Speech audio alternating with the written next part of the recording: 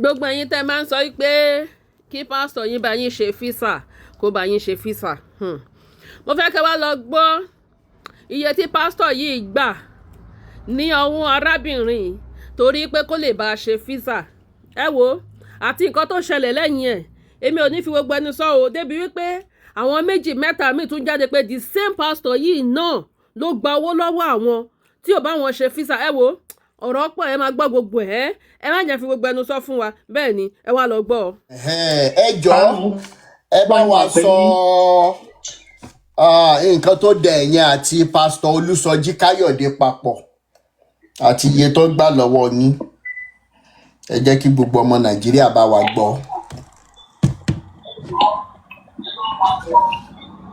Ẹ kálẹ́ gbogbo ọmọ Nàìjíríà rere tẹ́ ń gbọ́ mi. Ẹ kálẹ́ mà. Orúkọ tèmi ni Olúfúnkẹ́ Esther. Mo mọ pásítọ̀ Adámimógbò FM. Ẹ ó ń break àgbọ̀ yín. Mo mọ kúrò. Ẹ ló ṣàṣẹ ń gbọ́ mi báyìí sàn. Àti ń gbọ́ yín. Ibo lẹ́lẹ́ ti mọ̀. Mo gbọ́ wọn tú Adámimógbò. Adámimógbò FM. Okay. FM bẹ́ẹ̀ ni sà. So wọ́n wá síbẹ̀ láti wá advertise. Wọ́n sọ nípa ilẹ̀, wọ́n sọ nípa ilé, wọ́n sọ nípa travelling. So wọ́n dẹ̀ sọ ọ́fíìsì wọn wà ní Odúmọ́lá Lẹ́pẹ̀. So wọ́n ṣẹ́ka sọ̀rọ̀ lóríṣiríṣi, wọ́n dẹ̀ jẹ́ ká mọ̀ wípé àwọn ṣe scammer o. Tó yẹ pé scammer làwọn òníwá sí Adámimógbò lọ lónìí bẹ̀yẹn bàbá àwọn nínú olúwa ẹ̀mí. So àwọn oníṣe nǹkan tí ò dá sí ọdún báwọn fúnra wọn náà dẹ̀ ní church. So being a Christian, so me to believe wípé this one will be okay because mo n try pé kí n lọ sí UK kí n lọ bọ́ mo ń sá pé má bọ̀ sọ́wọ́ lọ́wọ́ àbí kankan. Kò sí gbìyànjú téèyàn kí lè gbìyànjú. So a dẹ̀ lọ sí ibi tó dárúkọ address tó sọ mọ nọ́mbà wọn tó filẹ̀ lórí WhatsApp àjọ chat àjọṣe gbogbo ẹ̀. In fact it won't take me like let me say like going to a year ago kí tó ṣe sọ pé okay I will do it. But èmi ìdọ́gba láti gbé wa máa ní pásítọ̀ owó ilé ti pọ̀jù fún mi bí ṣe ilé bí tó wọ́pọ̀ ni mo fẹ́ kókò bẹ́yẹn bí ṣe bí mo fẹ́ lọ ṣiṣẹ́ ni wọ́n dẹ̀ ní òkè kí n má wọrí pé táwọn bá rí mi tó máa wà òkè. So dẹ̀ di last year wọ́n dẹ̀ ní òkè o àwọn ti rí kíkan ní Finland tó ti wáyìn. So ó dẹ̀ advice mi àwọn tó advice wa pé Finland yẹn pé sì sọ pé UK ni mo mọ̀ yàn sí jù tó dẹ̀ jẹ́ Finland ni ó wà lọ́wọ́ tó dẹ̀ jẹ́ bíi 30 million kan náà pé wọ́n á máa kọ́kọ́ bàtà 10 million. Kí jẹ́ kí ọkọ mi ṣe bí ìdàdọ̀ ọkùnrin fún wa lè tètè dúró. Àwọn náà dé agree báwọn máa ṣe pé inú wàhálà mo ṣàṣọ fún wọn ní November. Mo sọ 10 million fún wọn kọ́ wọ́n sọ 8 million ó yá mo padà sọ 2 million bàbá pé wọ́n ní please application yìí tẹ́ bá sọ tẹ́ bá ṣe nìkan ṣàṣọ. Wọ́n ní 3 million tó kù yẹn tá a bá ṣe ń gba visa jáde báyìí kò gbọ́dọ̀ pé 24 hours la gbọ́dọ̀ sọ àní Ọlọ́run máa ṣe. Ṣàṣà ṣe kinní pẹ̀lú wọn, a ṣe Zoom meet pẹ̀lú wọn, a lọ sọ́fíìsì wọn náà. Kódà à ń ta bọ́lá lọ́fíìsì wa gbà tó bá jẹ́ pọ́ńtò pásọ Olúsọjí pé kò sí wàhálà pé òun ṣe èèyàn bẹ́ẹ̀ nǹkan kan ìgbà kan àwọn kan pé ọmọ èèyàn àbí family ṣáà sọ gbogbo ẹ̀ wọn lókè no problem àṣà sanwó fún wọn. Evidence mo fi sọ owó wà lọ́wọ́ mi bẹ̀ wá lọ àṣà ń bá kínní yẹn lọ láti last year wọ́n ní within 6 weeks ló máa jáde wọ́n send gbogbo information yẹn fóònù yẹn kàn ti bàjẹ́ wọ́n sàn pé within 6 weeks máa jáde no problem. November lọ December lọ January lọ February lọ gbà ṣan ṣáà wọn náà tó bá jẹ́ pé báyìí ni pé mi ì ṣe mọ́ gbà yẹn pé wọ́n bá mi gbé owó mi ló wá ní àpò òun gbà mí kan ló bá connect ní wọn partner ní Manchester ó connect ní wọn partner ní Manchester náà dẹ̀ sọ̀rọ̀ tútù pé àwọn jọ pé pásọ Sọjí òkú ṣe oníjìbìtì ó ṣe yín sèvù pé nǹkan tó ṣẹlẹ̀ ni wípé Finland wọn gba Nàìjíríà wọn ní wọn ìjọba tó dé fún ìdádì wa ti lọ pé kíní kan ló máa lókè kò sí wàhálà. So mo wá rí agriculture ní UK so mo wá ẹ̀jẹ̀ tó àwọn máa rí agriculture yìí kọ̀ọ̀kan bẹ́ẹ̀ wá níbẹ̀ ni pé ó wà mo ní tí finland bá bọ́ ṣiṣẹ́ lè ṣe lè fi mi sísun ní dependent tí mo lè mú ọmọ mi kan dání ìmọ̀ àtọkùnrin náà dẹ̀ lọ pé ọkọ mi ó kúkú kàwé ibi tí ìlú ṣe rí ni chartered accountant ni iṣẹ́ tí ò sí ni pé so tèmi bá lọ wọn á lè gbogbo certificate kúkú dání a lè fi ṣiṣẹ́ bá ṣàṣe ìbẹ̀rẹ̀ nìyẹn ṣàṣe wọn bá tún níyẹn náà tún lọ ẹ bá mi gbowó mi ṣe mo ní mi ṣe anything pé tá a ti bẹ̀rẹ̀ nìyẹn o kódà náà tó wà ní Manchester mọ́ mi lọ mú ọ̀dọ́ ẹ̀ ní Manchester bá ṣàṣe ìbẹ̀rẹ̀ ni ẹ bá mi gbó mi máa pariwo owó ojú eégún ni mo lọ yá ni o ṣáà ni ẹ mo scam mi mo ṣe so máa yẹn ló wá dá sí yẹn tó pè ní partner yẹn ni ẹ wá ní òkè pété ẹ bá wulẹ̀ gbé lọ sí kinní náà ẹni bẹ̀rẹ̀ bá gbé wọ́n máa sọ bó ṣe máa san nìyẹn mo ní ẹ sọ bó ṣe máa san ló wá ní ọ̀dà owó tó wà lọ́wọ́ tòun tí wọ́n fún òun á bẹ̀rẹ̀ sí ní san fún mi títí di September tó bá ti di September owó tó fún àwọn ti pé ṣé mo lè ṣe bẹ́ẹ̀ yẹn kọ́ pé sódà máa lè wó mi nínú wàhálà kí ṣáà ti máa san owó mi fún mi kó dẹ̀ pé so èmi wá ṣáà sọ fún so then mo ti wá contact Mr. Rotimi bí báyìí ìṣẹ̀lẹ̀ sí mi wọ́n ṣáà ní kí n ó jọ bí àwọn kids kan wà wájọ pé kí n ó jọ pé kí n ṣe máa gbọ́ nǹkan tí máa yẹn sọ náà bí wọ́n ṣe máa respond lókè so ìgbà tó di May mo wá send picture ẹ̀ sí fúnra rẹ̀ mo wá send picture ẹ̀ sí mi wá ti change picture ẹ̀ lórí WhatsApp kò sí picture ẹ̀ bẹ́ẹ̀ mo wá lọ́ọ̀ni mo lọ sórí Facebook ṣe lọ get gbogbo picture ẹ̀ jáde nìyẹn àti address ẹ̀ ní Adó Èkìtì mo wá lọ get ẹ̀ jáde so mo wá lọ sí mo wá send picture yẹn sí pé tí o bá send kó bá dá owó mi padà fún mi May this year ni tó bá dá owó mi padà fún mi gbogbo àgbáyé ló máa jọ gbọ́ picture máa go viral ni bó ṣe bẹ̀rẹ̀ sí ní pariwo nìyẹn òun ìṣe scammer òun ìṣe kíní kan òun ìṣe gbá so mo wá sọ fún partner ẹ̀ náà mo lẹ́yìn ẹ máa wọ́ iná mọ́ ìyá ṣàgbégbá ṣe bóun gbowó lọ́wọ́ mi pé máyìn ló ń gbómi lókè mi ò lẹ̀ ní evidence against ìwọ náà pé ìgbà tí n bá fa gbùgbù rà ṣàfagbó ní òru ọjọ́ yẹn kílẹ̀ tó mọ́ bá send 1.5 million nígbà tí mo ní picture ẹ̀ máa go viral wọ́n á send 1.5 million títí wà lọ́wọ́ mi so máyìn wá pè mí yẹn tó wà Manchester yẹn wá dìgbà tí bá pastor sọ̀rọ̀ tí bá pè the 1 week 2 weeks ó lè má dà mí lóhùn bára tó yá ọmọ mi náà máa pè é so máyìn yẹn tó wà ní Manchester ọmọ náà wá ṣáà message ẹ̀ ló wá gbogbo ọmọ mi ní sọ̀tún òun kíníkan òun máa ó ṣáà threatening wọn máa ṣe kíní kan fún òun á jẹ́ kó mọ̀ pé UK ló bá òun kan kò tó lóun ògùn lọ́wọ́ àbí ṣàtọ́kọ́ pé kó calm down I don't have any evidence against this man òun kọ́ la sanwó fún pastor àbí ṣáà sọ bẹ́ẹ̀ àbí ṣáà settle it so that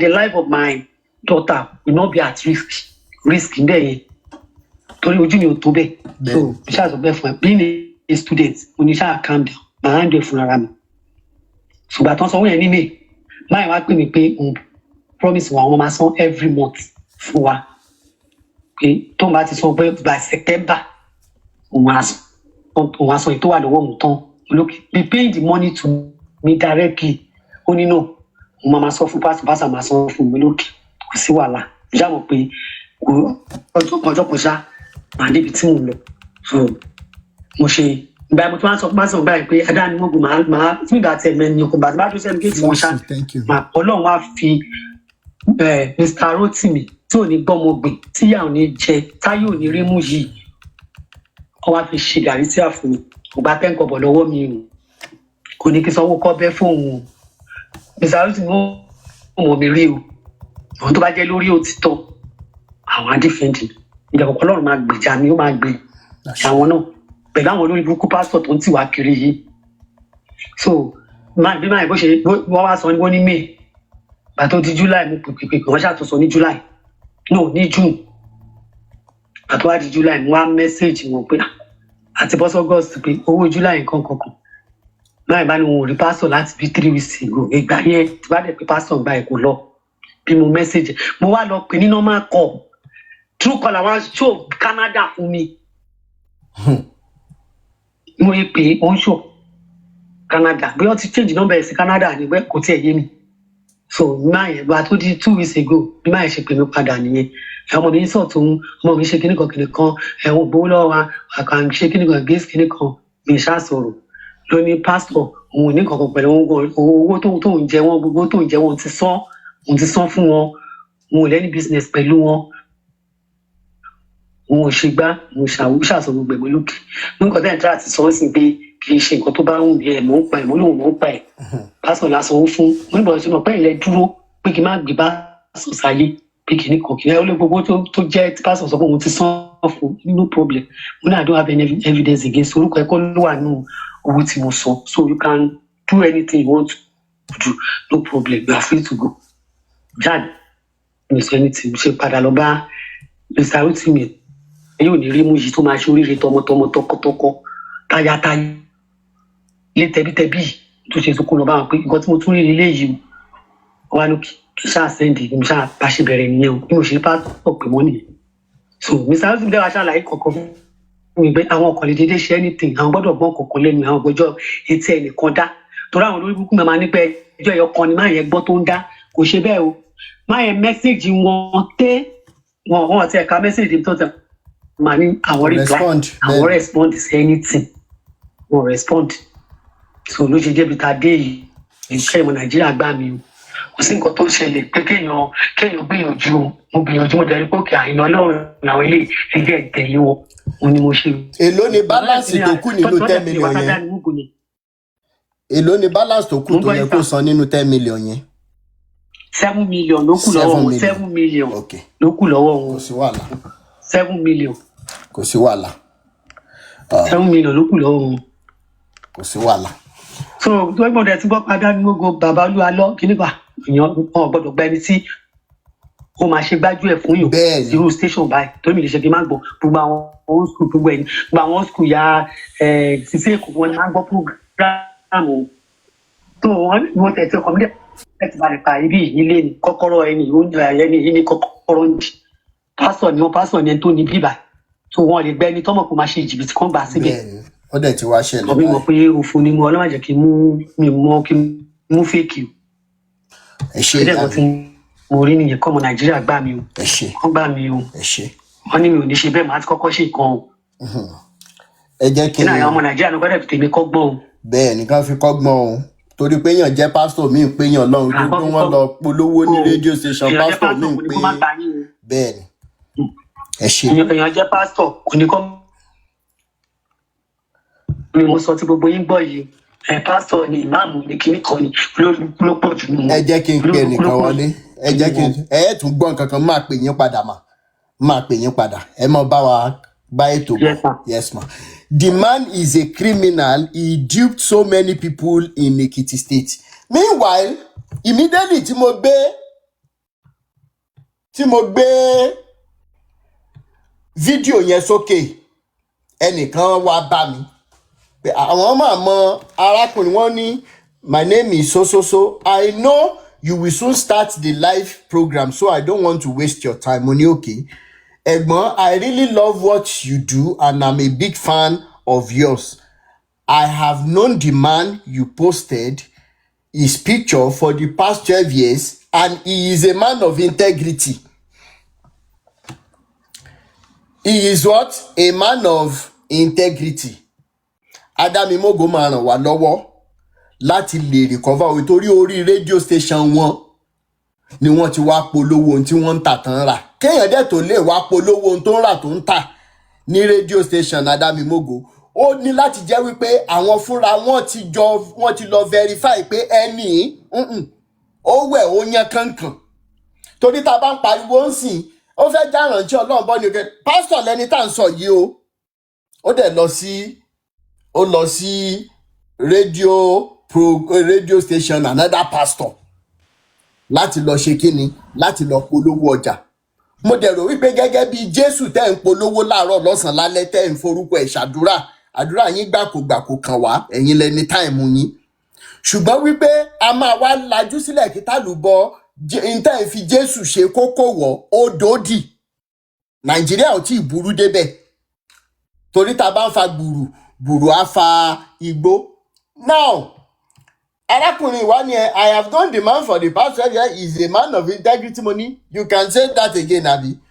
Àwa jọ sọ̀rọ̀ lórí phone mo wá send message tí mo send sárákùnrin tó ń fẹ̀yìn lẹ́yìn mi pé ìwọ arákùnrin jọ̀ọ́ nítorí Ọlọ́run jẹ́ ká jọ sọ̀rọ̀ owó arábìnrin owó ìyá mi yìí ó gbúdọ̀ jáde torí báǹkì ń yọ wọ́n lẹ́nu ẹ mọ̀ gbọ́ voice note ẹ máa play ẹ̀ fún yín torí onírọ́ ló máa ń lẹ́lẹ́rìí òun wà lọ́rùn. ẹ lè mọ forúkọ Jésù bà wá láyé jẹ́ kẹ́ẹ̀dẹ̀ ní pé ká má sọ̀rọ̀. Inú mi tiẹ̀ kọ́kọ́ dùn wípé àwọn ọmọ Nàìjíríà ti kúrò ní stage touch not my anointed and do my prophet no àmórí burúkú tí gbogbo ẹ̀yin olùsí yìí ń ṣe. Elédùmarè ti kọ́kọ́ lo platform Awíkoko láti fi bírèkì myth yẹn ná pé irọ́ tó tó láyé yìí ò sí.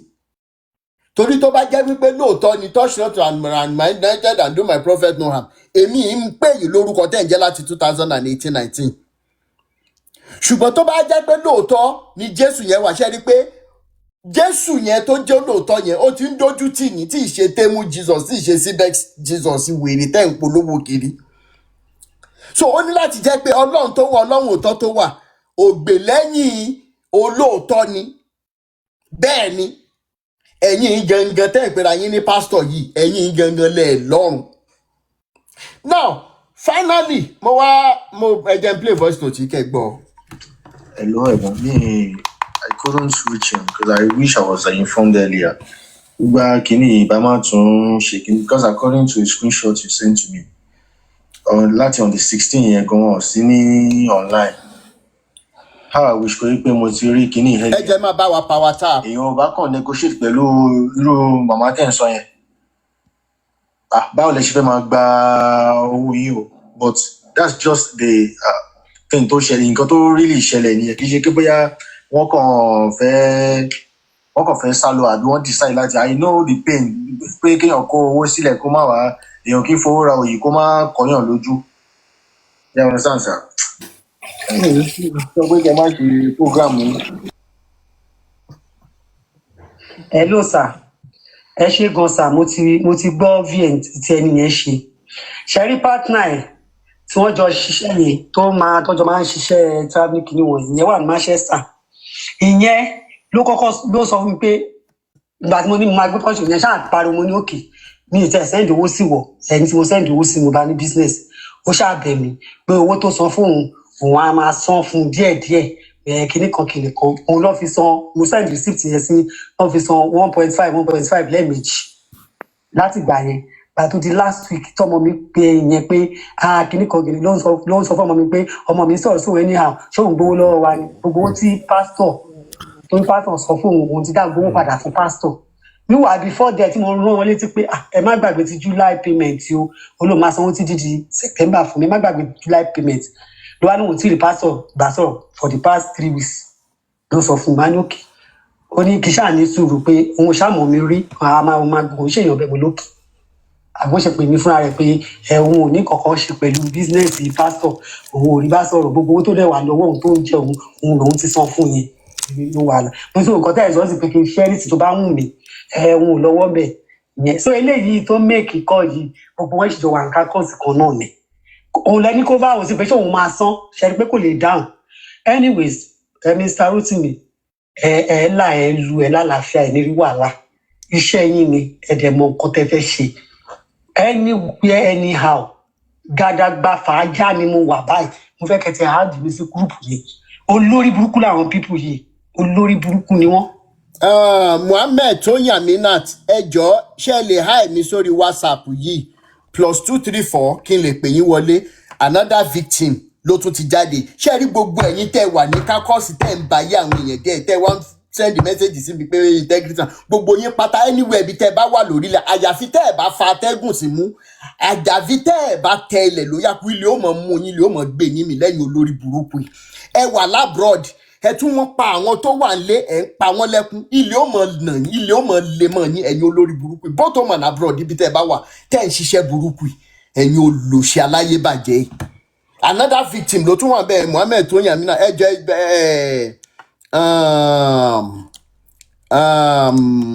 +234 8092906250 kí n lè pè yín wọlé ká kó gbogbo kéèsì yẹn padà papọ̀ lẹ́ẹ̀kan náà kán lè mọ nǹkan tán wọ̀n.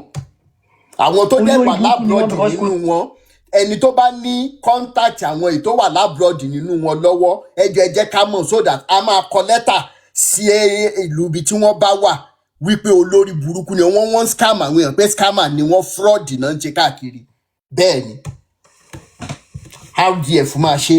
tí nǹkan tó stop èèyàn pé èèyàn fẹ́ gbé gbèsè gidi. ẹ wà lábúrọ̀dì ẹ̀ ní ṣiṣẹ́ tí scam àwọn tó wà ní ẹ̀ ní sóríire. abẹ́rẹ́ ló kún di. mi rí bá sọ̀rọ̀ náà for the past 2 months mi rí bá sọ̀rọ̀. so ó wá ní nǹkan máa pokùnso ṣé ọmọ nǹkan tẹ̀mí fèsì bí pẹ̀lú bank loan màá send voice àwọn báńkì sí yín sìn sir màá send voice àwọn báńkì ó dà pé mo ti ń ṣe. ẹ wo tẹ bá láìkì nǹkan tó bá tẹ bá láìkì ara yín ẹ wá sanwó báńkì ló ń bá yóò yà sọ̀rọ̀ yẹn. ẹ gbowó tẹ kó fún yàn tẹ bá láìkì ẹ ọmọ ẹ bàrà sí ni. We are coming now. So since you don't want to respect your account officer, we are coming. ìyẹn ó yà ẹ wo báyẹn embarrass yóò yà. You see your account officer talking to you in a matured way, you are raising voice. mo ń bọ̀. ẹ̀gbọ́n mo wish pé kí n record voice note wọn ní last time tí wọ́n pè mí because mi ò lè hide the fact pé wọ́n pè mí because mo fẹ́ kí ọ̀rọ̀ yìí kó ní ìyànjú ṣe understand. He reached out to me and he was even telling me pé pé ó ṣe òun pé kóun lọ para òun àbí kinní kan mo tó èmi tó bá mọ̀ wà láyé ló máa ń san kinní èmi tí a mọ̀ pé wọ́n ti ń sanwó yẹn dé ibì kankan. Mohammed wọ́n ní owó tẹ́ni yẹn san subsequently nínú pé kẹ́ni yẹn sọ pé mọ́tò òun bàjẹ́ igbá kan àwo kan pé kó máa sẹ́ndì bíi 50,000 pé kí ni 50,000 kó ràn ní kiri and this thing is really giving. Another victim tó wà lórí Facebook ti sọ́nsìn wípé lẹ́yìn ìgbà tán arrest kíní burúkú olórí gbígbé olòṣì olórí burúkú àṣírí ó ti sanwó wọn after arresting him this year. Mo ti rí comment yẹn sin thank you so much ìyá mi Mohammed Tóyìn Aminat. Ó nìyẹn o olórí burúkú yẹn wá jáde Jésù lọ́nà òtítọ́ àti ìyè Jésù lọ́nà. Ṣé bórúkọ Jésù lẹ lọ fi ja mùsùlùmí lólè? Ṣé bórúkọ Jésù lẹ lọ fi scam mùsùlùmí? Kẹ́tẹ̀ wá fẹ́ tọ́ ẹni mùsùlùmí sọ́nà Jésù ẹ̀yin olórí burúkú àṣírí títí yóò mọ̀ tamọ́ tilẹ̀. Ṣé bẹ́ẹ̀ ṣe fẹ́ jèrè ọkàn mùsùlùmí fún Jésù lélẹ̀? Ẹ̀yin olòṣì olórí burúkú. +234 Afolabi Maruf +234 80 9290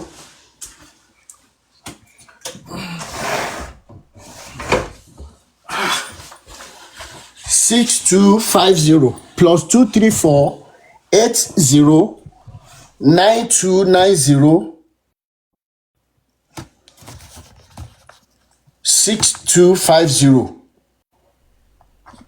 Another person tó ti wọlé. Ànímọ́ yìí wọ́n máa gbé ó máa kú sẹ́wọ̀n níṣẹ́.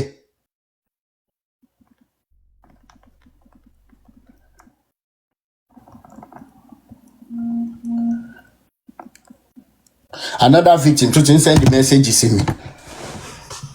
Àtẹ̀yìn o àtàwọn tó ń da òróró lé yín lórí tó jẹ́ bàbá yín nínú Jésù yìí àti tẹ́mú Jesus yín yẹn ikú gbóná mọ́ payín tọmọtọmọ ẹ̀yin olórí burúkú yìí. Bẹ́ẹ̀ ni another victim 4 million another one tó ti wọlé once in 4 million naira. Ṣé owó yẹn easy láti rí ní Nàìjíríà? Ṣé owó yẹn easy ẹ wá ń forúkọ Jésù ẹ lọ́n fi ń bayé àwọn èèyàn jẹ́ ẹ wá ní pé ká mọ́ sọ̀rọ̀ Jésù ẹ ní pé ká mọ́ bu ẹnu àtẹ́lu Jésù kò ní yẹ yín ẹ̀yin olórí ibu yìí. Thank you so much Tèmi Dayọ̀ Olúgbèmí. Edic I never knew pé bóyá tìyá ìgangangan ló mú láyé àwọn ṣẹ́ni wọ́n pọ̀ tán ti bayé àwọn tán bayé wọn jẹ́ ti pọ̀ jù mi ò ṣe mẹ́ni tí mò ń sọ.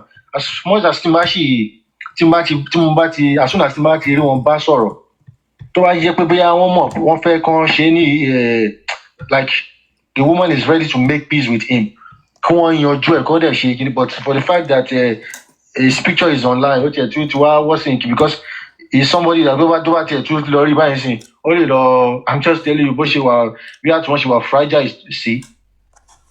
Another thing is this man is ready to pay because a máa ń sọ̀rọ̀ gan kì í ṣe from time to time báyìí náà ṣe sọ pé ti báwọn sọ̀rọ̀ ti pẹ́ yìí mi ṣáà ti sọ̀rọ̀ nínú oṣù bóyá ìbẹ̀rẹ̀ oṣù bóyá August 1st because August 7th àbí 8th ní bẹ́ẹ̀ di wọn àdẹ sọ̀rọ̀ gbogbo ìgbà yẹn so ó bóyá between that time náà ni láti sọ̀rọ̀ last you understand he will give the woman our money. She understand? Tell me, as soon as him back to reach one, she understand, sir. One man saw way. Èmi ò tí a mọ̀ kí wọ́n ti bẹ̀rẹ̀ sí ní sán. Tí n bá wọn sọ̀rọ̀. Àti ẹ̀wá fragile ẹni tó ní ọkàn láti bá ayé èèyàn jẹ ní àti ẹ̀wá fragile kó lè kókó so. Ọ̀rọ̀ ti di ó ti kọjá nǹkan tí a lérò. And wọ́n dẹ̀ sọ. Èmi ò ṣe carcass wọn ò ṣe understand. Nǹkan tèmi ń ṣe is what is called loyalty. Mo loyal sí ẹni because okay ibi tí mo wà lẹ́ni oore ọ̀fẹ́ ni ṣe understand. Àwọn táwọn ń sọ yẹn pé carcass àbí.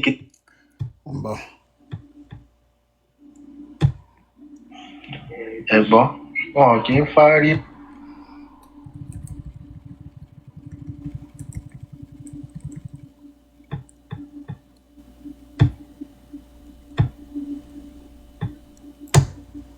Báwo la ṣe máa how did we get here? Ẹ̀yin crooks lẹ kóra yín jọ lẹ ń pera yín ní pásítọ̀ látòkè délẹ̀ kò wá sẹ́ni tó lè wẹ̀ tó lè yàn kankan Jésù nínú gbogbo yín bẹ́ẹ̀ ṣe pọ̀ tó Nàìjíríà kò sí ẹyọ kan báyìí téèyàn lè fọwọ́ sọ̀yà pé èrè pásítọ̀ lélẹ̀ lẹ́yìn wèrè.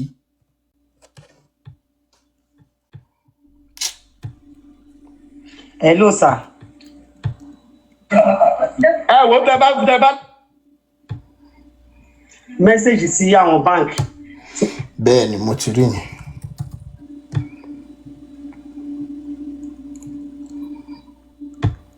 Lẹ́yìn olórí ṣé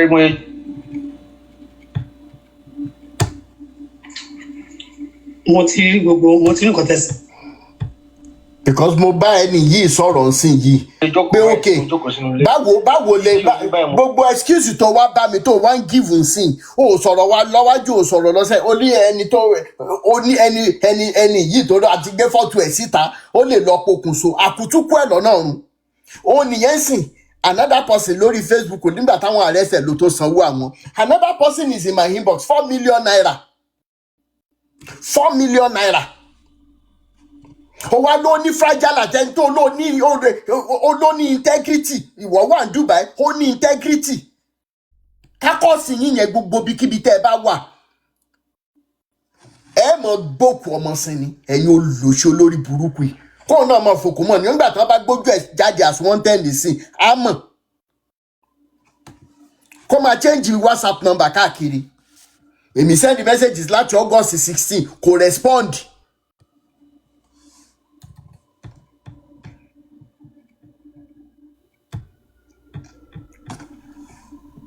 Mbọ ẹ wá dúró àwọn tán ti bà láyé jẹ́ ń sìn.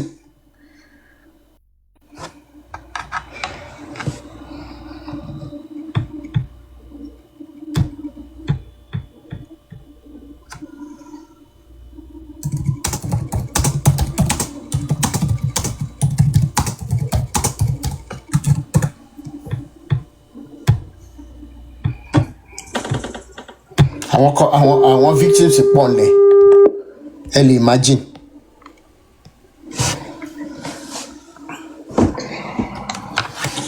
Hello sir. Hello sir. Hello. Hello. À ń gbọ́ yín. Iṣẹ́ ń gbọ́ mi sir. Bẹ́ẹ̀ ni sir. Ẹ kú iṣẹ́ Olúwa. Yes sir.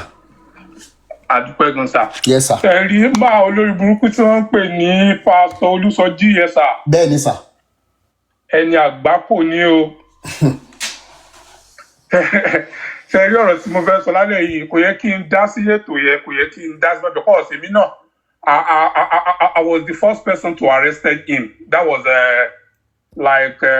is it this year or last year December? Okay. Yeah, that was around last year December or November. I arrested him. Okay.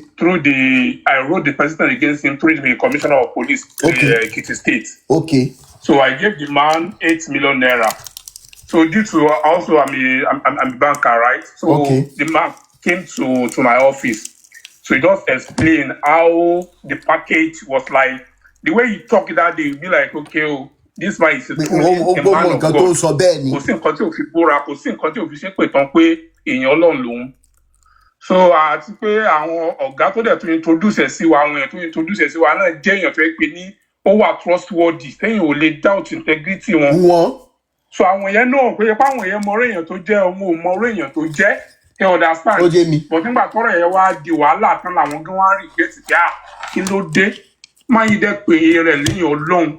So èmi sáà arrest ẹ̀ ń gbà ẹ̀ ṣá torí owó yẹn náà èmi náà I collected the money from somewhere. Bẹ́ẹ̀ni. So wọ́n àti wàhálà yẹn pọ̀ 6 months ló fún mi èmi àti family mi Canada process ló bá wá sí ń gbà yẹn. So after 6 months I was like, man, 6 months has gone. What is really going on? We went to Lagos to do biometrics through Canada stuff. Gbogbo àwọn ẹ̀yà arúmọjẹ ní. Arúmọjẹ. Ṣé ń gbọ́ mi sà? À ń gbọ́ yín dáadáa bàbá mi. Okay. So on the long run, wọ́n tó sáà yá, a lọ fún biometric. After biometric, what next to do is to go for medical test. Bẹ́ẹ̀ni. After 6 months, we didn't see anything. After 8 months, okay, ọ̀gá, tí ò bá lè continue process, can you return the money? And exactly. The agreement we made before I gave him the money is that after 6 months, thinking about it possible, the money will be refunded. But all the expenses tó ń bá ti incur lórí application yẹn, ó máa yọ. That's our agreement. This is fine. Okay. Ó dẹ̀ sọ bóyá bí ó máa yọ 25% of that money or 15% then ló máa yọ and the remaining balance will be refunded. See, application yóò bá ti bọ́ sí. Ọ̀gá, okay, after 6 months, 7 months, 8 months, so ká ní sùúrù. I have like 2 or 3 people. So tó yẹ kí n sọ̀rọ̀ tó yẹ kí n pè lálẹ́ gan ni pé ó léèyàn kan náà tèmi náà introduce sí máa yẹn. Bẹ́ẹ̀ni. The man collected 8 million naira from my hand. 8 million naira. But nígbà tí ìyá dójú ẹ̀ fún torí mo arrest like he spent more than 2 or 3 days kó tó lè pé mo jẹ́ kán release ẹ̀. Bẹ́ẹ̀ni. Gbogbo mọ́tò méjì tó ń lò ń gbà yẹn I ordered those officers to collect the motor from him. Wọ́n gba mọ́tò lọ́wọ́ ẹ̀ ilé ẹ̀ a lọ sílé ẹ̀ ń gbà yẹn pé okay you have 3 bedroom gbogbo owó tó ń gbà lọ́wọ́ àwọn èèyàn yìí ṣé gbogbo nǹkan tó fi ṣe lélẹ̀ what is really going on bí tí mo ti mọ̀ pé this particular man is a fraudster not a pastor he's a fraudster kò kí ṣe pastor but gbogbo àwọn program tó máa ń ṣe adámọ̀lẹ́kùn máa lọ àwọn sọjí àwọn nǹkan yẹn náà ló fi mú àwọn èèyàn mọ́lẹ̀ táwọn èèyàn fi mọ̀ pé this man is not a pastor he's a fraudster. But nígbà tí ọwọ́ àwọn ọlọ́pàá tí ìyá dójú ẹ̀ dáadáa ló ṣẹ̀ṣẹ̀ wá jẹ́wọ́ pé òun ti gbá àwọn èèyàn tó ti pọ̀ owó tó ń ti gbà lọ́wọ́ àwọn èèyàn tó ti pọ̀ ṣe understand. Bẹ́ẹ̀ni. pé so owó tó ń bá ti wá gbà lọ́wọ́ àwọn new victim ló fi ń settle àwọn old victim ṣe understand. Owó tó bá ti gbà hello sir. À ń gbọ́ yín bàbá mi.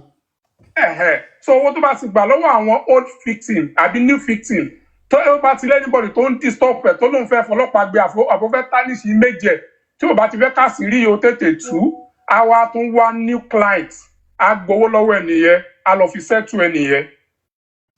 So the man has collected a lot of millions like a lot of millions tó ti gbà lọ́wọ́ àwọn èèyàn tẹ́ ẹ̀ kó tẹ́ so problem tó wá wà bẹ́ẹ̀ ni pé I don't know bó ṣe because kó tó di pé mi gan rí arrest kó tó di pé mo rí mú I have to like kí n dọ́gbọ́n mo tan ìkan lára àwọn ọ̀rẹ́ mi kó sọ pé òun náà fẹ́ ṣe UK owó dẹ̀ ti wà lọ́wọ́ òun because ó ti ń sáká gbogbo wa yẹn kò sí bá a ṣe fẹ́ rí mú so ó wá ní okay fine gbà ó ní ẹni yẹn fẹ́ wá mo wá ní kọ́ni yóò sọ pé òun máa wá lọ́la bó ní ká ti wá meet ibẹ̀ náà ti fẹ́ mi ìmúlẹ̀ tí àwọn ọlọ́pàá yẹn náà ti wà station síbẹ̀.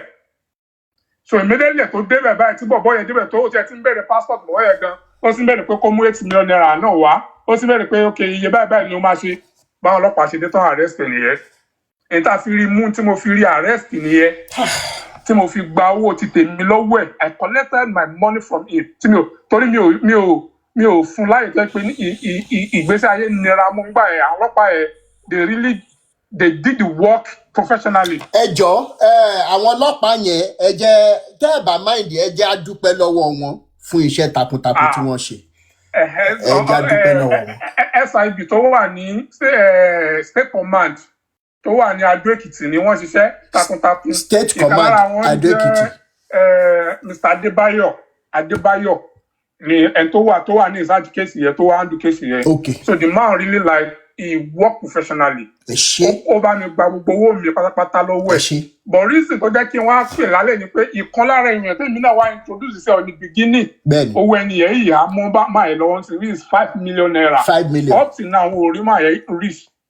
ẹ jọ ẹ mọ nǹkan tó ṣẹlẹ̀ tí n bá ti parí ètò tó bá ṣeé ṣe kí n pè yín àwa ready láti owó petition tí àwọn ọlọ́pàá máa bá wa kọ tán máa declare wanted ṣòye yín ẹ jọ ẹ jẹ́ ká ṣiṣẹ́ lé lórí kí àwọn míì má tún fall victim èèyàn bíi mẹ́rin márùn ọ̀tọ̀ọ̀tọ̀ wà lórí láìní báyìí tó gbá tí wọ́n rówó wọn gbà so ẹ jọ ẹ jẹ́ ká jọ ṣiṣẹ́ pẹ̀lú àwọn ọlọ́pàá yẹn táwọn ọlọ́pàá yẹn bá lè ràn wá lọ́wọ́ tá a bá lè kọ petition tí a bá lè declare wanted ẹ jọ nítorí Ọlọ́run ẹ ṣé bàbá mi. Kò sí wàhálà máa forward I will try to forward the number because èmi presently náà èmi náà sí Nàìjíríà mọ́. Okay sir. But brother mi tó gbá yẹ wọ́n ìwà Nàìjíríà wọ́n dẹ̀ ti make attempts láti release ẹ̀ báyìí for the past a month or 2 months now.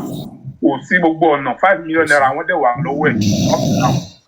Okay kò sí wàhálà máa chat yín tí n bá ti parí ètò. Okay sir. Ẹ ṣé bàbá mi. No problem. I will forward the officer's number everything that I need. Okay, I'm sir. ready to cooperate with you sir.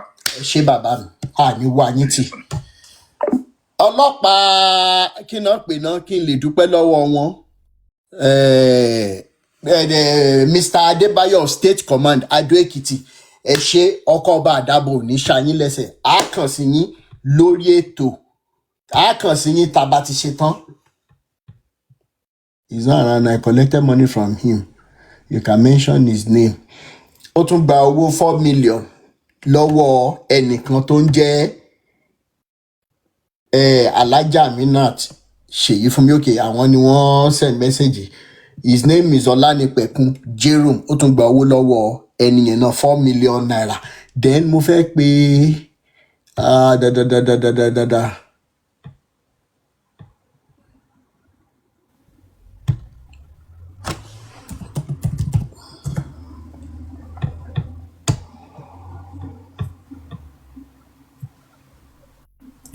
number.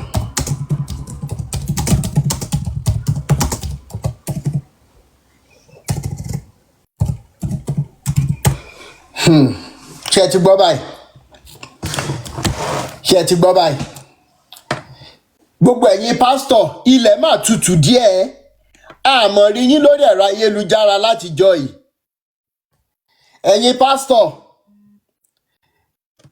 pásítọ̀ àmọ́ rí yín lórí ẹ̀rọ ayélujára ayẹ́nigíga alpha níjọ́ náà lọ́hùn olórí burúkú àṣìírí yín sọ wípé ṣé kò sọ́lọ́pàá ńlẹ̀ ni ẹ lọ fọlọ́pàá gbé ẹ lọ fà àtúwá tiẹ̀ tí wá ṣe débi pé ọlọ́pàá ti wá bá wa dá sí mélòó nínú gbogbo ẹ̀yin pastors yìí lẹ sọ fún Olúwa lọ pé ńgbà tọ́rọ̀ dẹ̀ ti dọ́rọ̀ ọlọ́pàá báyìí ẹ jọ̀ọ́ nítorí Ọlọ́run ẹ jọ̀ọ́ ẹ bá wa provide whereabout Ìyábọ̀ pẹ̀lú àwọn ọmọ ṣó lórí burúkú yín ṣe é sọ̀rọ̀ gbogbo ọ̀rọ̀ tí Olúwa lọ́wọ́ ń sọ mọ́ Samuel ibolẹ́wà gbogbo ọ̀rọ̀ tó Olúwa lọ́wọ́ ń sọ lẹ́yìn ìgbà tí ọlọ́pàá ti ní kó wá sọ tẹnu ẹ̀ lẹ́tà tó yẹ kó provide ẹ̀ ṣé ẹ mọ̀ pé lórí burúkú ẹ̀yin pastors yìí ẹ̀ sọ nǹkan kan ṣá ṣé ẹ mọ̀ bẹ́ẹ̀ sọ nǹkan kan bẹ́ẹ̀ ṣe wá dákẹ́ rọ́rọ̀ yìí làwọn ọmọ yóò mọ̀ sùn tí wọ́n ní jí mọ́ kó tó di pẹ́yìn fúnra yín gan jáde láyé ní fọ̀nàfọ̀ṣù ẹ̀yin olòṣì olórí burúkú yìí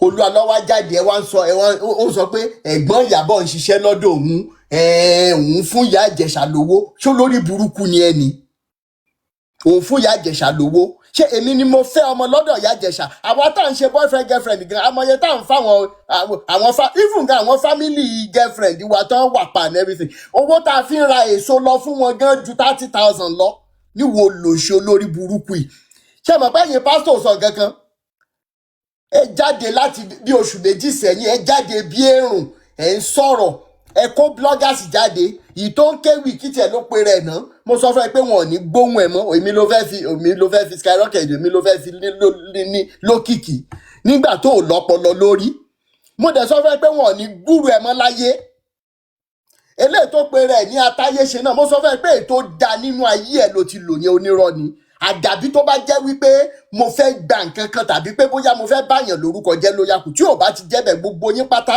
tẹ́ lọ́wọ́ síbẹ̀ ṣe fẹ́ da ojú wàhálà ẹ̀rú pé kí Ìyábọ̀ ọmọ jáde pẹ̀lú àwọn ọmọ ẹ̀ àìrandíran yóò ní nísinmi ìrandíran yín kò ní nísinmi láàárọ̀ lọ́sàn-án lálẹ́ ẹ mọ̀ kan wàhálà lójú oorun ẹ̀ ní nísinmi. ó wá jáde ó wá sọ wípé àwọn kan ló ń tì wọ́n lẹ́yìn ṣé bí wọ́n ní wípé èèyàn láṣọ ṣé bá ọmọ Yorùbá lolú alọ́. ara àwọn tó gbé jáde tó lo Adámimógo FM fún láti gbé jáde ẹgbọ́n tó ń jáde ń bẹ̀ tó bá jẹ́ pé wọ́n ní ẹ̀mí Ọlọ́run ní Adámimógo tí ì ṣe pé torí owó náà ṣe gbé Adámimógo FM sílẹ̀ irú wèrè yìí àjáde kí ni ìyàtọ̀ ńlá bíṣọ̀ẹ̀sì kò gbúdọ̀ gbérù wèrè jáde bíṣọ̀ẹ̀s wọn ò gbúdọ̀ gbé jáde Ọ̀ṣun rédíò Ọ̀ṣun tẹlifíṣàn wọn ò gbúdọ̀ gbérù wèrè jáde wọn ò gbúdọ̀ gbé jáde.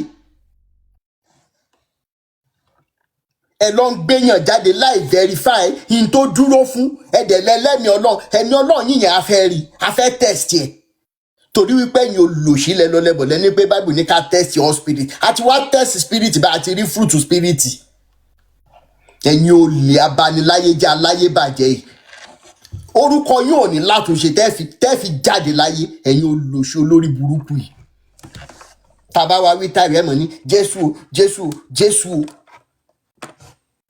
ṣe bẹ́ẹ̀ ti dákẹ́ báyìí àwọn victims tẹ forúkọ Jésù báyé wọn jẹ́ báyìí àwa tá a jọ́ méṣù làwa ń help wọn sìn láti sọ̀rọ̀ sókè ẹ rí páyé yín ti bàjẹ́ yín àti tẹ́mú Jesus yín ẹ rí pé ti yín ti ta ó yẹ kẹ́ ẹ daṣọ bojú ṣó yẹ kẹ́ ẹ ṣe máa ṣe sáfíìsì láwọn bíi kófùsì tẹ pè ní chọ́ọ̀chì ni ṣó yẹ kẹ́ ẹ ṣe máa ṣe sáfíìsì mo béèrè ní àìlójútì àti jẹkújẹ àti ayé òṣì tẹ wá.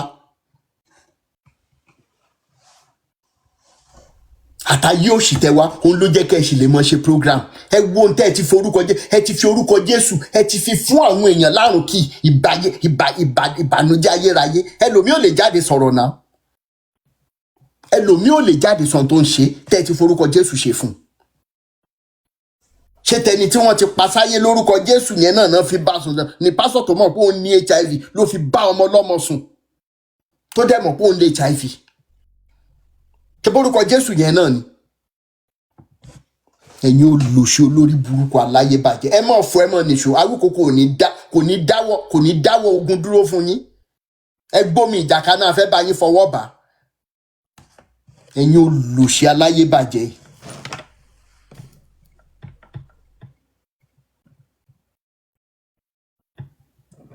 Okay.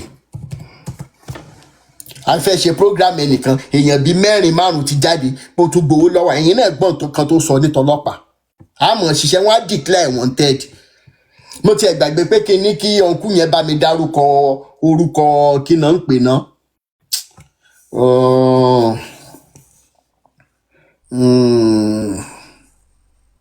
ó pè mí sórí bí.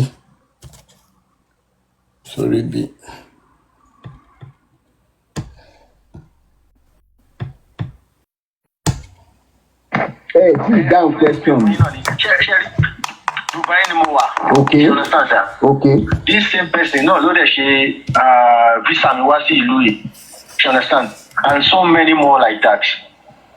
You understand?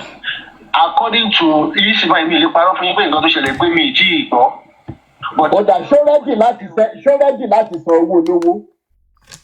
Ọlọ́run bá ń gbọ́ ẹni owó rẹ́dì pé mo kàn rí píkṣọ̀ wọn tó bá yẹ kí wọ́n yẹ di rẹ́ni bá sọ̀rọ̀ ni ẹ máa mọ̀ pé ẹni yìí. Mo sẹ́ndì mẹ́sẹ̀gì tí kò gbé kọ́ọ̀lù ìyá yẹn mo ti blọ́ọ̀kì ìyá yẹn mi náà sẹ́ndì mẹ́sẹ̀gì tí kò lọ mọ́.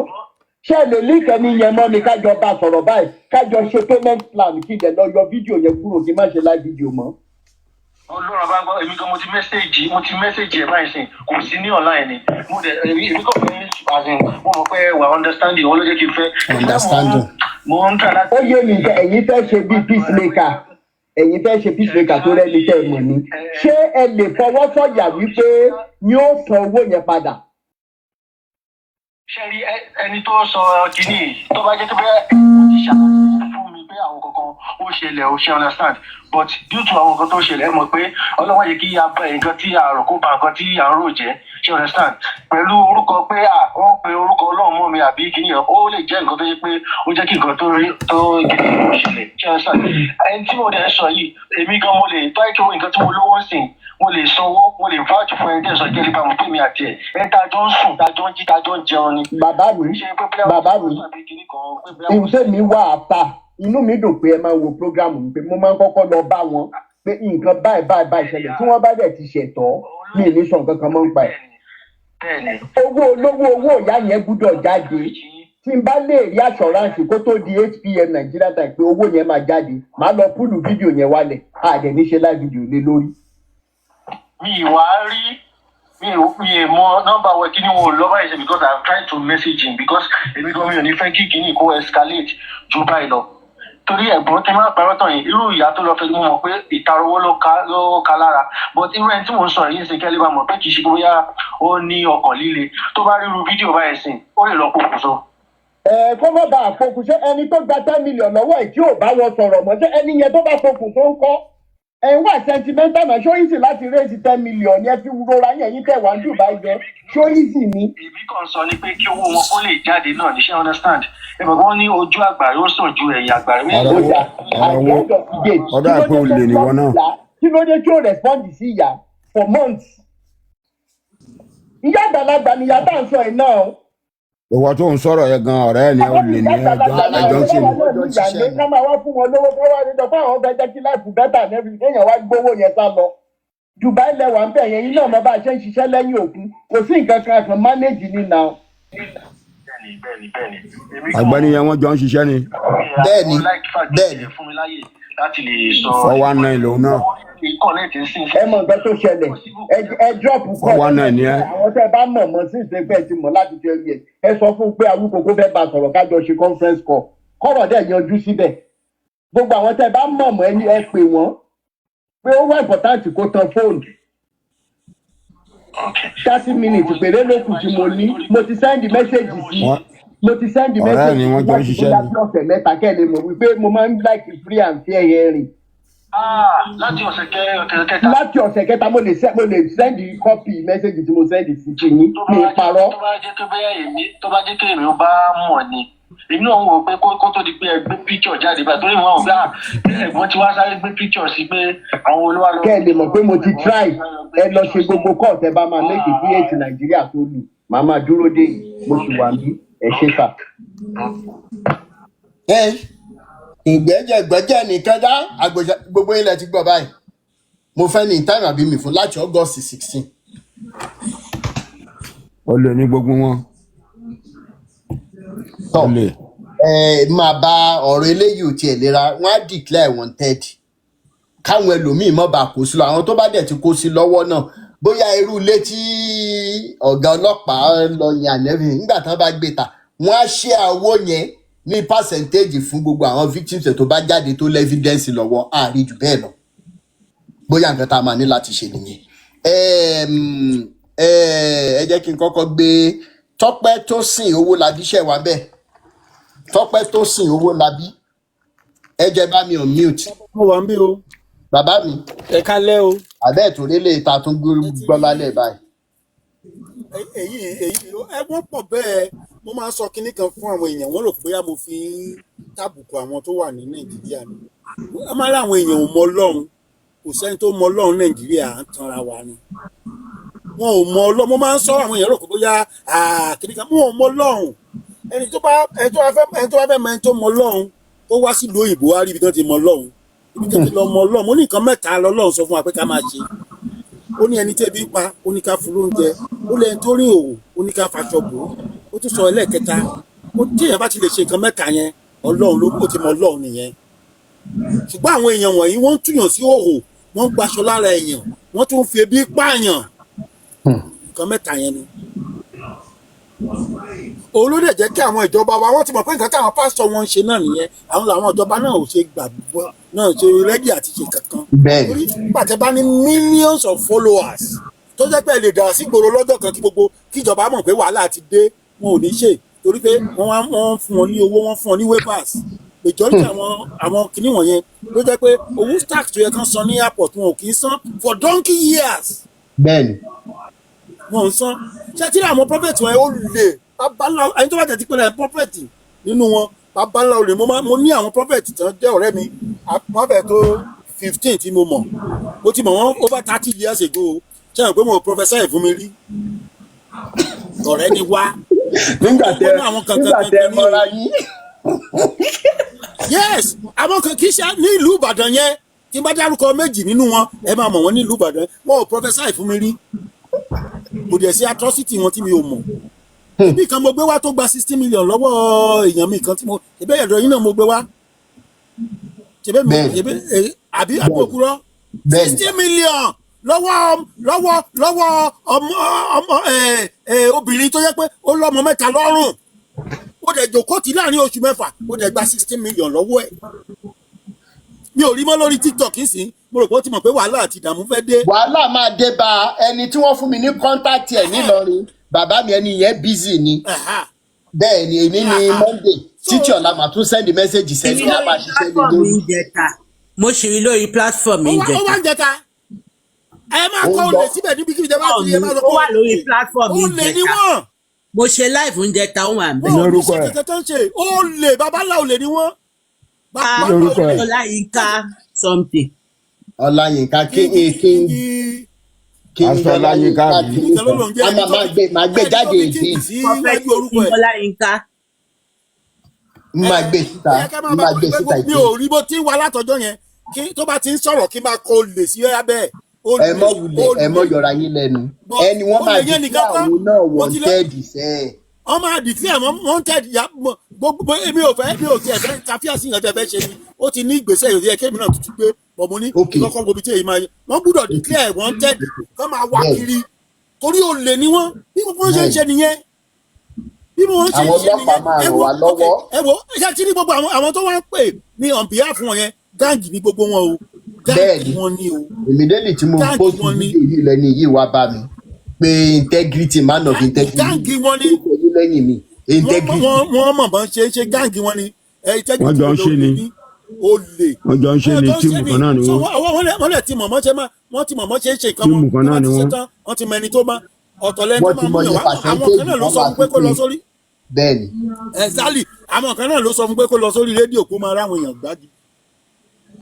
àwọn èèyàn kan wájú orí rédíò àdámimógún wọ́n fẹ́ bà Olúalọ́ lórúkọ jẹ́. Ṣolú alẹ́ gan kò ti bára ẹ̀ lórúkọ jẹ́ ayé ẹ̀ ti bàjẹ́. orúkọ wo ni gbogbo wọn ní. orúkọ wo ni Olúalọ́ ní. prophet Nàìjíríà olè ló pọ̀ jù nù wọn olè. mo ṣe dé láti Èkìtì ní tọ́ bá ta Olúalọ́ ní 20 naira wọn ní ìràlẹ́kìtì mo ṣe dé ní. tí ẹ̀jẹ̀ olè àti tí 90% àwọn tó ń pera wọn ní pásítọ̀ àti kìnìyàn tó bá jó lè ẹjọ́ níbo làwọn 10% ìbò yòókù fẹ́ fojú sí. ó sún mi o. ó ṣe jẹ́ nìyẹn ibi tí wọ́n máa lè ṣe pé fẹ́ àpòpò èyí tó lọ sàkámọ́ ẹ̀ ó ní wọ́n. àdìsíra ẹ̀ lọ́wọ́rì á ṣiṣẹ́ yẹn papọ̀ á ṣiṣẹ́ yẹn papọ̀ ìní ni Monday ọ̀sẹ̀ náà ní ṣe gbọ́ a máa sọ̀rọ̀ ẹ ṣe. Apostle Káyọ̀dé ẹ jẹ́ kí n gbé yín sókè sà. ẹ gbé mi sókè o ẹ kú ọjọ́ mẹ́ta o. ìjọ kan pẹ̀lú sà báwo ni Johnny yín sà. àdúpẹ́ o mo lọ jẹyán lẹ́kìtì ní o mo lọ fi tíṣẹ̀tì fàájà mo fi dà wọ́n rú nílùú mi níjẹ̀rọ. ó bẹ́ta. gbogbo ọ̀nà sọ pé bàbá báwo mo ṣe rí báwo mo ṣe rí wọ́n ní báwo mo ṣe rí mo lẹ́yìn kéré sí nọ́mbà wa ṣe rí àwọn pípọ̀ ẹ rí i pé ó ti ń rẹ̀ wọ́n. ó ti ń rẹ̀ wọ́n. ṣé ẹ mọ̀ pé tẹ́lẹ̀ tá a bá ń ṣe program báyìí àìmọye pásọ̀ náà máa jáde wá tá a bẹ̀rẹ̀ sí ṣàlẹ́jì tá a máa gbó kékeré tá a máa gbó ẹnu kékeré. ó ti rẹ̀ wọ́n. nísìnyí wọ́n ti rí i pé Olúalọ́ tán tì lẹ́yìn wọ́n ti rí i pé tàkúté ti mú ẹsẹ̀ tàkúté oníganmugánmú tó máa mú ọ̀yà yẹn ó ti mú lẹ́sẹ̀. àwọn ọlọ́pàá máa túṣìírí ẹ̀ investigation ń lọ lọ́wọ́. ọmọ yẹn ìyàwó yẹn àtọmọ mẹ́ta yẹn gbogbo ayé ló máa rí nǹkan tó fi wọ́n ṣe àárí. kókó wọn jáde. torí mo rò pé ọ̀rọ̀ gbúdọ̀ lé tó báyìí tán bá béèrè lọ́wọ́ ajá tí ó lè sọ̀rọ̀ pé ìyàwó àtọmọ mẹ́ta dà ó yẹ kájá kó gbó díẹ̀díẹ̀ ó gbó ká máa sọ pé òdìdí ọmọ ènìyàn wọ́n wá ń tó bí wí ọmọkùnrin mẹ́ta pẹ̀lú ìyàwó kan tán dẹ̀ ń béèrè lọ́wọ́ ẹ̀ látọjọ́ ẹ̀ tó di ọ̀ràn tó wáyé pé ọwọ́ ẹ̀ mọ́ adẹ́wà àwa ṣe ẹnu sí makirófóònù àmọ́ lóun gbàdúrà fáwọn wèrè kan àwọn wèrè tán forí gbé pè tán ló pàdúrà náà gbà ṣe bẹ́ẹ̀ gbọ́ prógrámù tí máa kàn ṣe tó lóun mọ̀ láti ìgbà tó ṣe bẹ̀rẹ̀ pé ọba ìlú ẹ̀ pẹ̀lú àwọn tán mu rìn ṣe bẹ́ẹ̀ gbọ́rọ̀ tí máa yẹn sọ àwa Èkìtì a kì í bóra wa láṣìírí rọ ọ̀rọ̀ tí bàbá àgbàlagbà yẹn sọ mo dìmú láti gbà yẹn ni tó ní ṣe ló lo ìyàwó ẹ̀ ní tó o bá lo ìyàwó ẹ̀ kí ló dé tó o gbéyàwó síta kó kọ́mọ síta látọjọ́ ẹ̀ tí gbogbo ayé dẹ̀ ń béèrè tán béèrè láti bí oṣù mẹ́ta àwa tiẹ̀ àwa ń sọ wípé Olúwa náà ò tiẹ̀ lo ìyàwó ẹ̀ ṣùgbọ́n ẹ̀mí Ọlọ́run sọ wípé kó wọn pamọ́ torí ogun ayé ó dáa ogun ayé tó fẹ́ pa wọ́n báyìí a fẹ́ mọ̀ tó bá kó wọn jáde àwọn ọ̀yá pẹ̀lú àwọn ìfẹ́ bá wọn sọ̀rọ̀ ló bá tán. ogun Boko Haram tó yẹ pé ló fi wọ́n ṣe nǹkan kan kó wọn jáde ni. ogun Boko Haram tó yẹ pé ìyàwó àtọmọ ẹ̀ ní ogun Boko Haram ń wá kiri kókó wọn síta àwa Nàìjíríà dìfẹ́ǹdì ogun yẹn. bẹ́ẹ̀ni ẹ ṣe bàbá. irọ́ ni gbogbo wọn pa àṣírí wọn ti tú. bẹ́ẹ̀ni àṣírí wọn ti tú. Ọlọ́run ti bá wọn jà. bẹ́ẹ̀ni. ṣèjà rẹ̀ kú iṣẹ́ kò sí nǹkan tó máa ṣẹlẹ̀ sí ẹ. ẹ ṣe bàbá. wọn tó bẹ́ẹ̀. Yes sir. Abíọ́lá Kejì ṣe wà ń bẹ̀. Gbogbo ẹ̀yin tẹ́ bá fẹ́ bá wa dá sétò lórí YouTube lórí Instagram lórí Facebook WhatsApp number tẹ́ máa bá wa send message sí tá máa pè yín wọlé is +234 8092906250. Abíọ́lá Kejì ṣe wà ń bẹ̀. Abíọ́lá Kejì. Ó dáa. Princess Adébọ́lá ṣe wà ń bẹ̀. Ẹ bá wa on mute. Princess Adébọ́lá. Princess Adébọ́lá. Ẹ bá wa on mute. Princess Adébọ́lá. Ẹ jọ̀ọ́ ẹ máa bá wa power tap ó dà pé wọ́n ń flag wa. Question and answer ṣe wà ń bẹ̀. Ẹ mọ̀ kálẹ̀ bàbá mi. Yàrá sà family nǹkan sà. Àlàáfíà ni bàbá mi. Àkúṣẹ́ náà Èdùmàrè á máa wà pẹ̀lú yín o. Ṣé Èdùmàrè? Ṣe rí nǹkan kan tí mo kàn fẹ́ sọ lórí pásọ̀ tó ń gba owó láti travel lọ́wọ́ àwọn èèyàn yìí ni wípé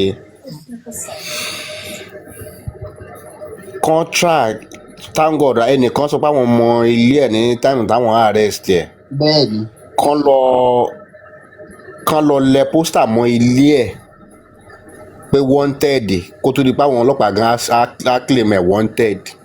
Ṣe rí àwọn Èkìtì àgbà nonsense àjàjà ṣe tó bá fẹ́ tètè mú gan àdúgbò tó wà yẹn kán lọ ṣe bánà kán lọ lẹ̀ mọ́ ẹnu géètì ẹ̀ pé ó lè ní ó dùpà àwọn èèyàn níye báyìí kó tó pé ọjọ́ kẹta àwọn èèyàn máa sọ ibi tó wà tó bẹ́ẹ̀ pé wà ní within Èkìtì wọ́n máa sọ ibi tó wà. Number 2 kọ́ndẹ̀ lọ sí Adámimógo at least tí màá fẹ́ advertise nǹkan lórí rédíò wọ́n máa investigate nǹkan tẹ́ni ṣe investigation wọ́n máa ṣe findings lórí nǹkan tẹ́ni wà dùn kán lọ sí Adámimógo kán lọ kọ lẹ́tà report letter fún wọn pé ẹni yìí ó ti wá scam àwọn èèyàn báyìí through radio station wọn so tí Adámimógo ò bá gbé ìgbésẹ̀ tó tọ́ wọ́n á kọ lẹ́tà sí àwọn radio association of Nigeria wọ́n á lè gbégbèsè lórí Adámimógo fún rẹ̀ because òun ló ń promote àwọn scammers àwọn pastor scammers. wọ́n á revoke license. Because man yìí ó ìdá kó ti travel or kó sì wà Nàìjíríà kó kàn máa response anybody but kó má worry àbá share picture ó simple tó bá máa fèrè máa share picture sáwọn Èkìtì àwọn èèyàn mi tó wà lẹ́kìtì wọ́n á lè ráyè máa share títí tá a fi ka àwọn èèyàn ẹ̀ níbẹ̀ á lè mọ̀ pé yes òun ti expose káwọn èèyàn náà dẹ̀ kọ́gbọ́n kò ń ṣe orúkọ yẹn pásọ̀ àwọn èèyàn ló fúnra wọn àwọn tí tó ní ẹ̀mí Ọlọ́run gan wọn ń pariwo síta humanity and love ní nìkan ní ẹ̀sìn tó tọ́lọ́run tẹ́wọ́ gbà àmì pastor àmì prophet kò gbé wọn débi nǹkan kan ó fi ń kó bá wọn ni àwọn èèyàn tó ń sá lọ bá wọn tó pé wọ́n ń pera wọn ní pastor ó kàn ń kó bá wọn ni àwọn èèyàn dẹ̀ kọ́gbọ́n náà imagine upon bí pé ọ̀rọ̀ Olúwa ló ṣe dé dúró yìí last program tó ṣe ẹ nínú bó tó ṣe pọ̀ ní program ẹ̀ tó dẹ̀ tún sọ̀rọ̀ pé ẹnìkan tí àwọn tó fa obìnrin fóun tó bímọ fóun kò lè sọ pé ìyàwó òun. Àwọn tí wọ́n ń ṣe ìránṣẹ́ Ọlọ́run gan wọ́n á sọ pé ex-wife mi wọ́n á sọ pé former wife ex-girlfriend mi kò lè sọ pé kò lè sọ pé ex-wife mi kò lè sọ pé ìyàwó mi kò lè sọ ó ń lo Yorùbá yẹn wọ́n ní mo ṣògùn owó ni wọ́n ní mo ṣe kinní kan ni àwọn èèyàn dẹ̀ sì ń lọ sí wẹ́ Ọlọ́run á jẹ́ káwọn èèyàn kan sọ jí pé ojú máa là Ọlọ́run á jẹ́ kójú wọn là sí àwa là ní jẹ́ kó sú wa àwa là ní jẹ́ kó rẹwà ẹ ṣé bàbá mi.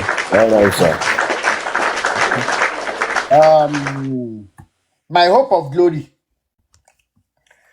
Ẹ mọ̀ kálẹ̀ ìyá mi.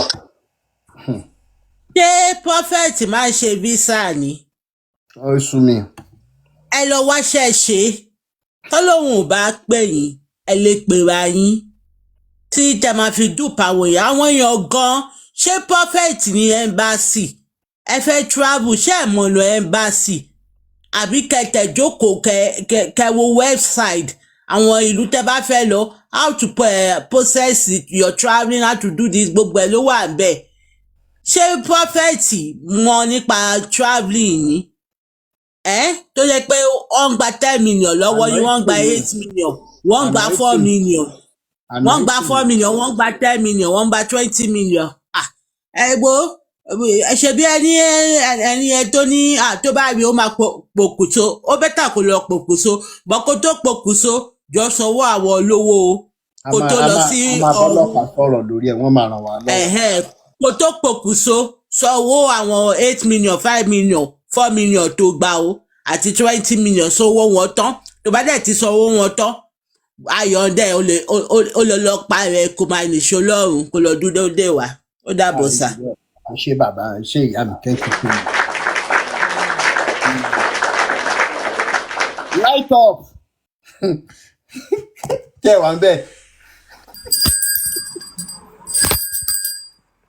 Ti rí ohun tí a mú wá fún wa lénìí ẹ bá wa like ẹ bá wa share ẹ bá wa subscribe sí orí Òjíṣẹ́ TV ẹ bá wa tẹ notification bell sílẹ̀ tá a bá tún mú àwọn àkọ̀tun wá fún wa ẹ̀yin lẹ́ ò kọ́kọ́ máa rí títí di ìgbà tá ò tún máa pàdé lórí Òjíṣẹ́ TV ó dàbọ̀.